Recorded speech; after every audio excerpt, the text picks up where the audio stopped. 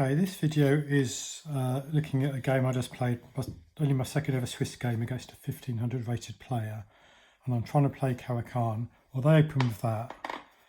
They were actually trying something called the Reti Gambit on me, which I didn't fall for. So Caro Kann is where you open with that and then do that. Given his first move, I decided to open with that first. It's fair enough. And then his Reti Gambit move is that, which now is kind of looking a bit like old Benoni in reverse. So I've been learning as black if they play, let's start again, if they go,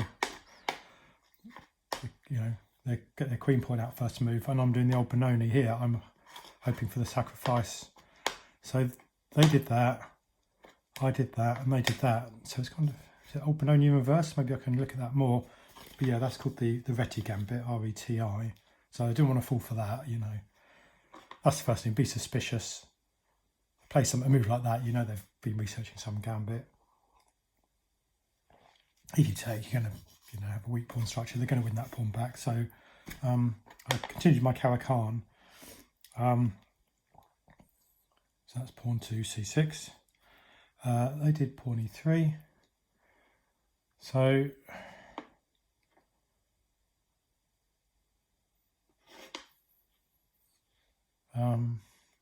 I guess they are defending that pawn with that. They're also sort of inviting me to play the fork, which might have been deliberate, because in almost every other move I've learned, that would be the next good move, yeah? But here, it's not a good move. It's a bad move, because, again, this is yet another game where I've got over an hour on the clock. I've got all the time in the world. You need to be looking at what their major pieces can do. And so that shouldn't be surprising me. Queen's attacking this pawn.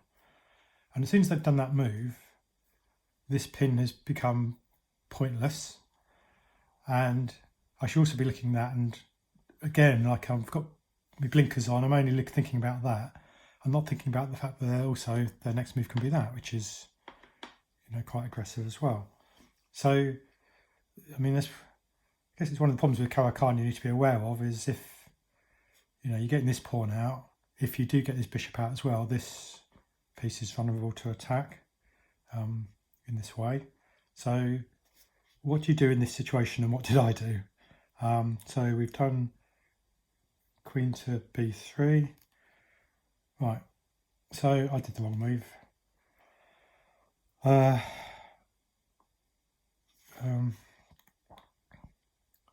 did that, and it stops them taking that pawn. But what analysis says, and what my opponent said would be a better move, would be queen there. Keep this pawn where it is, defend with the queen.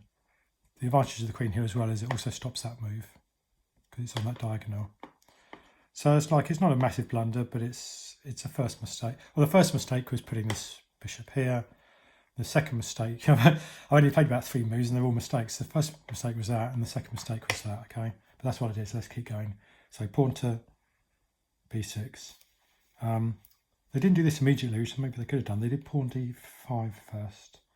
So fair enough, they did that.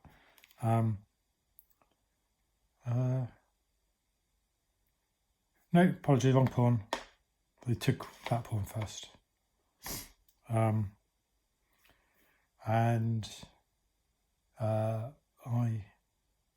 Because you either take with the pawn or you take with the queen. I guess I didn't, I decided to take with the queen.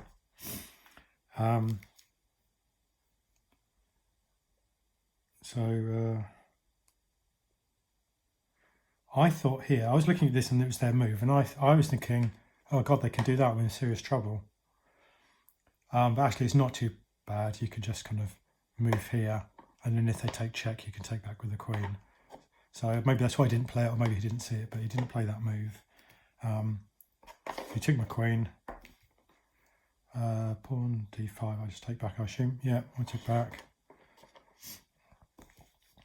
Then he got his knight to e5. So that's the move that I shouldn't have let him do in the first place. Bishop f5. So, okay, so he's threatening my bishop. Okay, next mistake.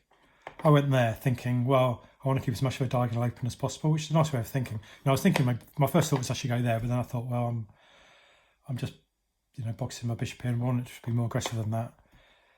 I guess at this stage I was thinking, I thought before that was a really good move. So when he didn't play out, I thought, oh, maybe he's not as good a player as I thought he might be. I don't know if that's why I stayed more aggressive, but I should have done that, I think, because you've got a piece that's unguarded there. If I go there, I've got two pieces that are unprotected. If I go there, I've got none. So I should have gone there. I went there, and that's going to cost me as well, I think. So that's yet another mistake. You get the theme here. You got to play games and kind of learn these things, haven't you? I think you need to play more chess. Knight c3. So I got that out. So immediately they're putting pressure on that. If that was there, it wouldn't be a threat, but it's a threat.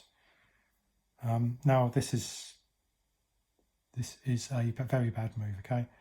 So for a few moves now, it's been possible for him to do check on me. Again, it's one of the things with Caro Kann, isn't it? Is when you push these pawns up, sometimes you're exposed. Now, at the moment, if he does check, I've got two pieces trending that square against that, and I would be okay. But I've got myself in this situation because I've left this pawn vulnerable, and I should have seen that move, plan ahead, what can they do? Again, in the game, I was just fixating over defending this pawn, and I could have defended the pawn. Can you see what the best move is? The bad move is that. That was my big blunder. That lost me the game because I've blocked off the bishop from defending this square. So now he can do check, and I've got to start moving my king around, and I've lost the game. So I did that move. What I should have done is that move.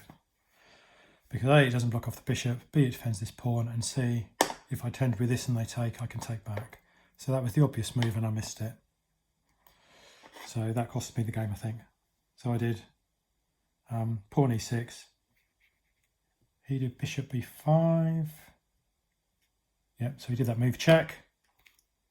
So I did knight, king. Okay, king, I moved king straight away here. Okay, I won't go through it thinking in great detail, but obviously I worked out that I lose on the exchange. If I go there, he takes back. Yeah, I think I'm missing something at the moment. I'm pretty sure that was the best move I could make at the time, rather than defending, because he would have just taken. Yeah, I think that's correct. I'll do a few more moves because he did another nice move further up. Because I thought I kind of got out of this, and then he did a good move. So I'll just show you that, and then I'll stop.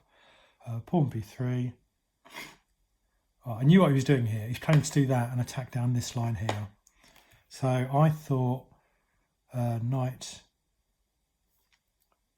So I'm thinking, okay, sorry. Let me get this right. His next move, first of all, would have been. I'm getting ahead of myself.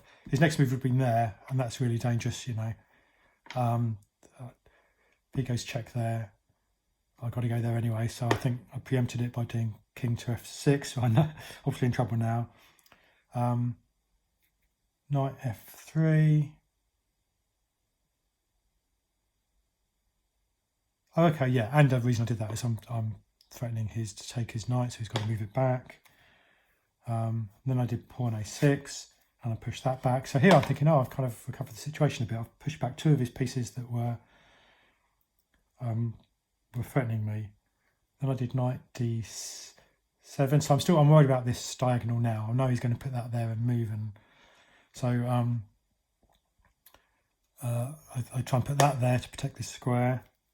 He lines it up, and then I also put that there to protect this square. So I think I'm safe, because in the game I'm thinking, well, he's going to move this out of the way. I was thinking he's going to put it there or something, and I'll have a check. He'll be checking me, and he's got two pieces attacking here, and I got two pieces defending, so I'll be okay.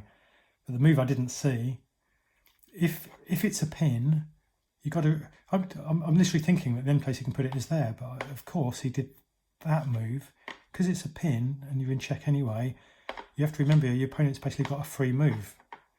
He can move where he likes, so he can go there, check, and I've lost the game now.